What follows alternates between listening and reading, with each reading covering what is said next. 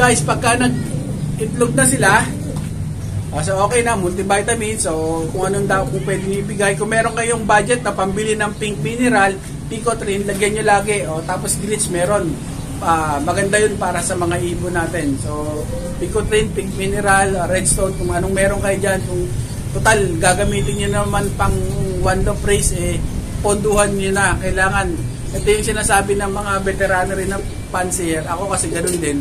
Kailangan ponduhan mo yung mga YB mo. Kasi sa akin, pagkawalay niyan sa akin, kunyari 1 month o tumutuka na sila. Kasi guys, ako maaga talaga ako nagwawalay ng mga ibon para mabilis sila mag-mature. So yung sa akin, pagka nakita nyo sa mga nakaraang vlog ko, yung ibon, pagka tumuka na siya, nakita ko nang medyo tumutuka-tuka na, winawalay ko na yan. Tapos, usa na yan kakain. Unang araw, baka hindi siya kumain, pero pangalawang araw, makikita mo, kakain na siya. So, pag winalay ko yung mga ibon ko guys, isang beses na lang sila kakain nun sa isang araw, kahit yung mga young bird. Pag makita niyo yung mga young bird ko rito, mga young bird ko na nandyan, ang gaganda ng katawan nila. Isang beses lang yan sila kumakain sa isang araw. So, yung pagpapakain sa kanila, pagkain nila, bigyan niyo sila ng bigyan. Pag ayaw na nila, tanggalin nyo para matansya nyo lang yung dami ng bibigay nyo pagkain sa kanila. So sa susunod, yun na yung bibigay nyo na ganun na yung dami ng pagkain na bibigay nyo sa kanila sa mga young bird natin. So ganun lang yung ginagawa ko. One day eat, lahat yung mga ibon ko, kahit yung mga panlipad ko ngayon, isang beses lang sila kumakain sa isang araw. Ang hindi lang isang beses kumakain yung mga ibon ko na may mga anak. Pero pagka mga itlog-itlog pa lang, lahat sila isang beses lang kumakain sa isang araw. So, pagka may anak na sila, doon kailangan hindi sila nawawala ng pagkain, lalo na yung tubigan nila. So, malakas sila sa tubig pagka may mga young bird. Kasi nga, siguro kailangan kasi nila na maraming tubig para madali nilang ipailabas yung ano nila, yung mga masubuan sila. So, yun ang ginagawa ko sa kanila. Pagdating na may inakay na sila, so ang binibigay ko naman pagkain ay pellet. Kung sa akin ngayon, ang binibigay ko kasi yung chick booster, yung kulay blue ng Thunderbird. Yun yung binibigay ko sa kanila na pagkain sa umaga pagka napisa na yung mga young bird nila.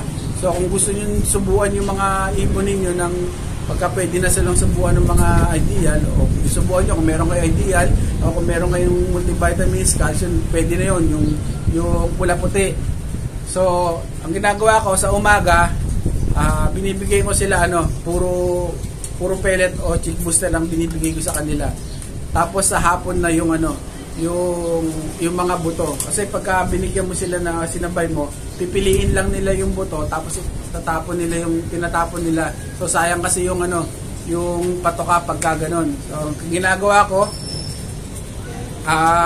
yun, chick booster, tapos hapon buto.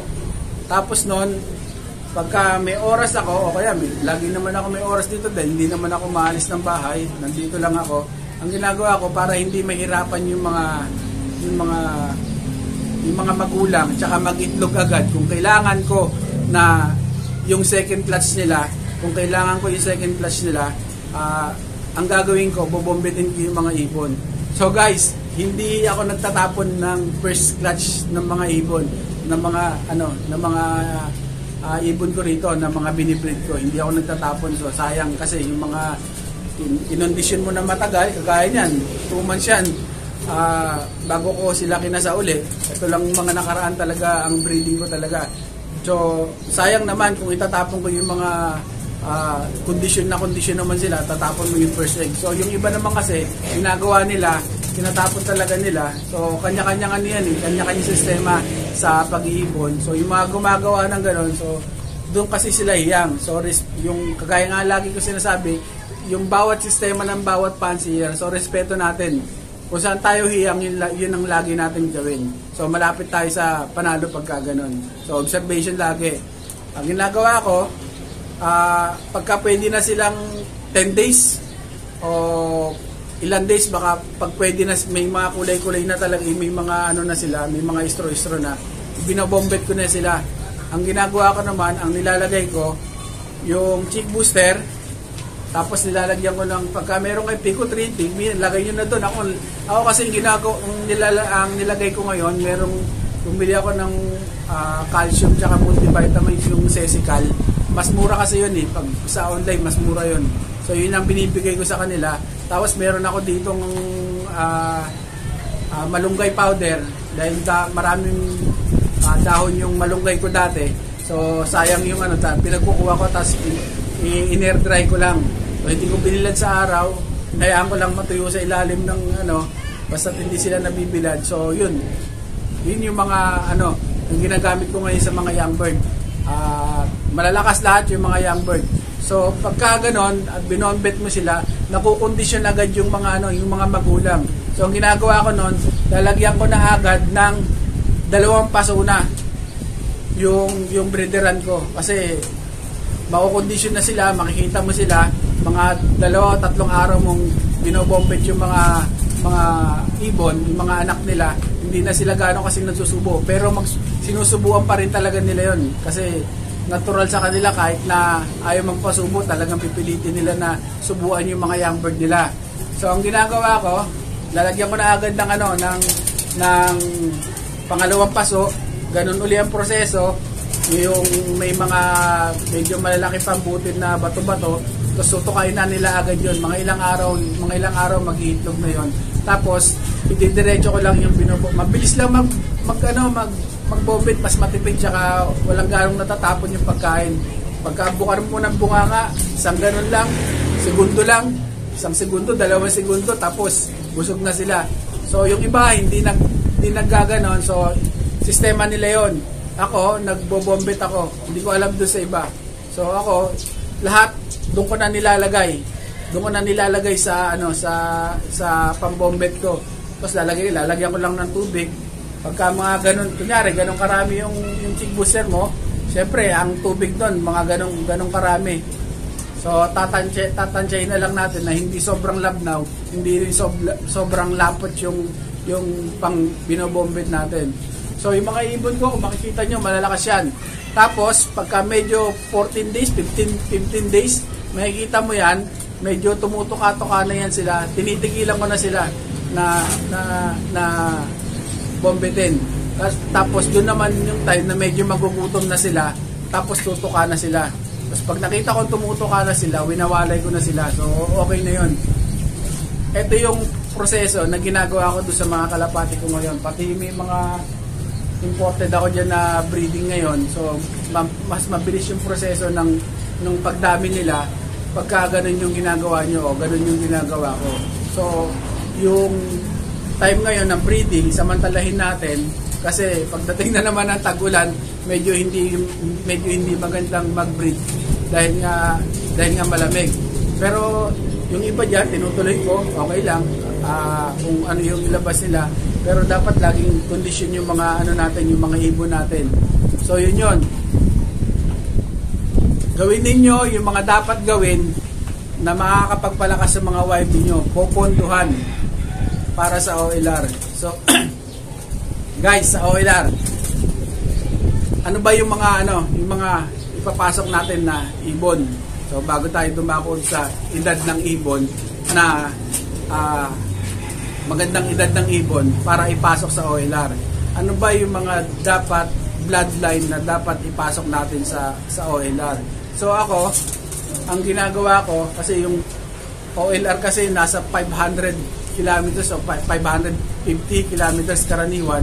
So yung mga Johnson Vandenbroek ko, saktong-sakto yan sa kanila yung mga distance na yun Kaya nung bago pa lang ako na OLR, kampante ako kasi nga pagdating ng mga kalba-kalbayog, lagi ako merong ibon. Alam dahil sa tagal nga hawak ko yung mga ibon na yan, so alam ko yung lipad nila.